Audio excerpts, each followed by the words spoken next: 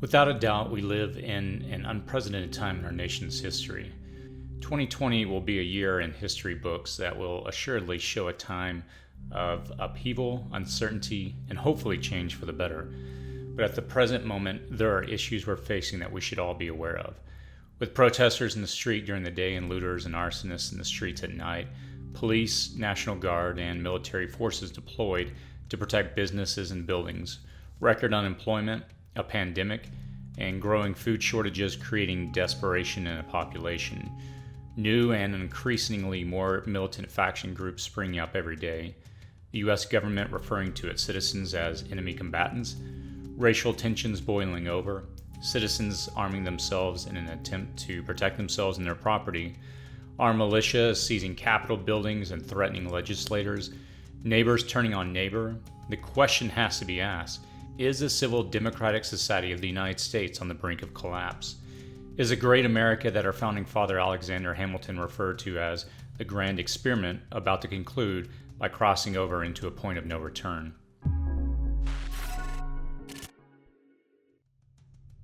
America is a stranger to unrest. Over its 244-year history, it has seen civil unrest, world wars, civil wars, systematic racism against many races, and its full share of natural disasters.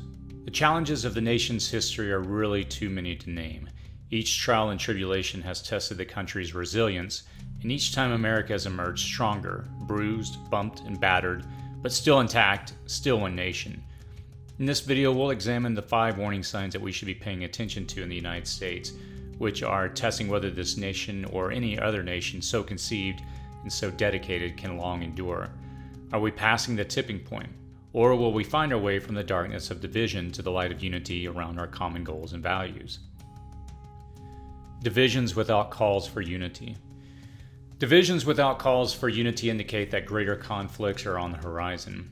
While America has seen its fair share of conflicts and divisions in the past, the worst, of course, being the Civil War, it has proven itself to be resilient, capable of healing itself over the long haul. Wounds heal with time, however, and the time for news of injustices, breaches of law, or even acts which might be deemed un-American took weeks to travel to the small town in America in the 18th and 19th centuries. Divisions may have festered over several decades, as in the conflicts between the North and the South before and after the Civil War. However, the citizenry was harder to mobilize and less driven to personal offense and outrage because of the speed of which information spread. In contrast, today's real-time posting and viewing of scenes of police brutality or peaceful protests turned to opportunistic looters incites wide-scale instant outrage among the population. While a call to arms may have taken weeks or months in the 1800s, we see groups mobilizing efforts in a matter of hours and coordinating their efforts, directing their members via the same electronic connectivity. This lighting fire of our connectivity is fueled with the cynicism and outrage of many. Where we might have had somewhat benign discussions about political differences of opinion at the family barbecue before, the anonymity of the internet emboldens people to express any ugly thought they may have. To see this in real time, simply view any comments thread on any news article on the internet. Though I'm not proposing any solution other than to prepare yourself, even the comment thread in this video will likely demonstrate the deep divisions this country faces.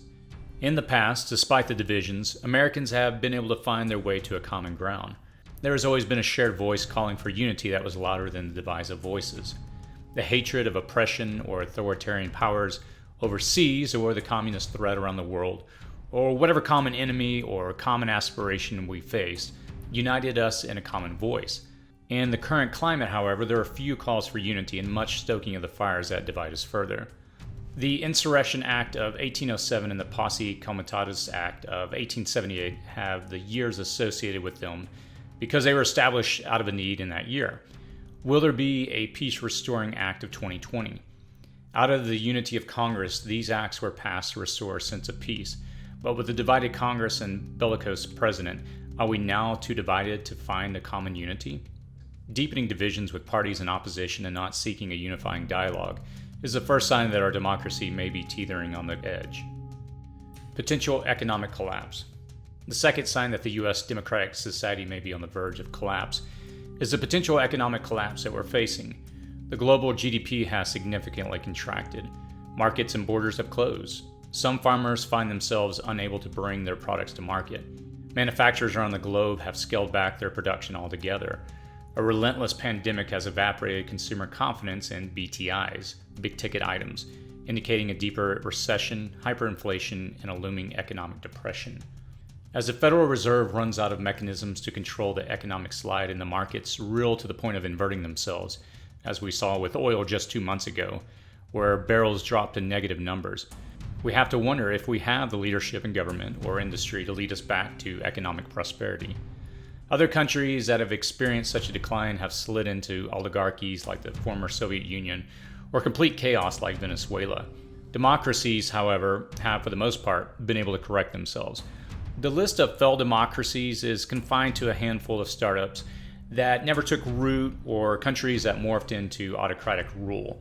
Never has a country with as long of a democratic history and as much collective power as America failed. The desperation of an economic collapse and a suffering population could move America to a more autocratic rule, could clip the wings of democracy, and clear a path for the destruction of underpinnings of our democracy. A deepening economic crisis in America could bring us closer to the brink of collapse. Economic inequality gap growing by the day. The third significant sign to watch for is a widening of the economic inequality gap. While millions of unemployed Americans lose their comforts and watch the millionaires and billionaires of the world continue to increase their profits, could the disparity foment a revolution? Ray Dalio, the founder of Bridgewater Associates and worth $17 billion, ominously warns that there's about to be an uprising in America spurred by the widening wealth gap. What keeps him up at night is knowing that the rich and elite fare the worst when the pitchforks come out. He cites shrinking wages, the income-wealth opportunity gap widening, and Americans earning less and dying younger as the three main reasons violent revolution is, at least, imaginable. He writes, disparity in wealth, especially when accompanied by the disparity in values, leads to increasing conflict and, in the government, that manifests itself in the form of populism of the left and populism of the right, and often in revolutions of one sort or another. He indicates that the staggering gap between the haves and the have-nots is 100% not all due to evil rich people doing bad things to poor people, or lazy poor people and bureaucratic inefficiencies, but how the current capitalistic system is now working. An increasingly desperate population, along with a widening perception of inequality, could directly stoke the fires of revolution and quickly dismantle a fragile democracy. Food and shelter insecurities on the horizon. Food and shelter insecurities further exacerbate the growing threats to America's democratic structure. The French philosopher Jean-Jacques Rousseau, who influenced some of the founding fathers and lived just short of being a witness to both the French and American revolutions, famously said about the tensions leading up to those events that when the poor have nothing more to eat, they will eat the rich. With food and housing insecurities creeping like a specter over the economy, Americans will turn in two directions: self-reliance or self-opportunity.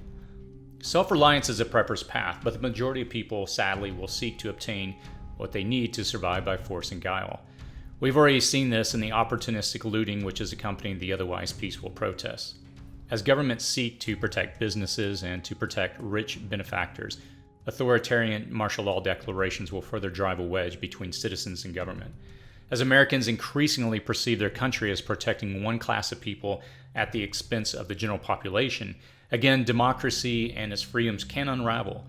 So the desperation of Americans for secure sources of food and shelter is another warning sign to gauge whether our society is on the brink of collapse. Will the election in November ever happen? Perhaps the biggest indicator in the future, however, is the November 2020 elections. With the president already casting dispersions on the integrity of elections, mail-in ballots, and voter fraud, will he accept defeat if the opposing party is elected? With voter suppression and gerrymandering efforts seeking to override the will of the people, gripped in an economic depression and a compounding pandemic, will American citizens accept a second term? Regardless of the outcome of the election, there is at least the possibility that it won't happen at all. If the pandemic worsens, civil unrest increases, or large-scale voter fraud is implied or proven, the election could be postponed or canceled at a state or federal level. This would immediately, because of the 20th Amendment, cause a constitutional crisis. As Congress, the President, and the judicial branches struggle to find a solution to the constitutional crisis, They'd be forced to work together while a nation and a world remain uncertain as to who was actually in charge anymore. So again, protests, riots, looting, and military intervention could supplant democracy and bring our democratic society to a point of collapse. Whether our democracy will survive an extended period of tribulation remains to be seen. It has before, and it may well again, but the pressures of a desperate populace with immediate, electric communications and flaring opinions, and the lack of a unifying set of voices deepen the divisions. Potential economic collapse looming in the forecasts, increasing food and shelter insecurities, and a widening economic inequality chafing the populace perceptions can all lead to greater civil unrest. With an election 5 months away that is already proving to be the possibly most contested challenge and disputed in our country's history, can our great nation's democratic society endure? Watch for these signs and insulate yourself by becoming more self-reliant. Prepping is about increasing your self-reliance. Governments do survive, some governments do change, and as Abraham Lincoln said, this country with its institutions belongs to the people who inhabit it. It also is our responsibility then to do everything in our power to preserve it. If you found this video useful, please click on the like button, share on social media, and as always, please provide any feedback or any thoughts in the comments section below. As always, be safe out there.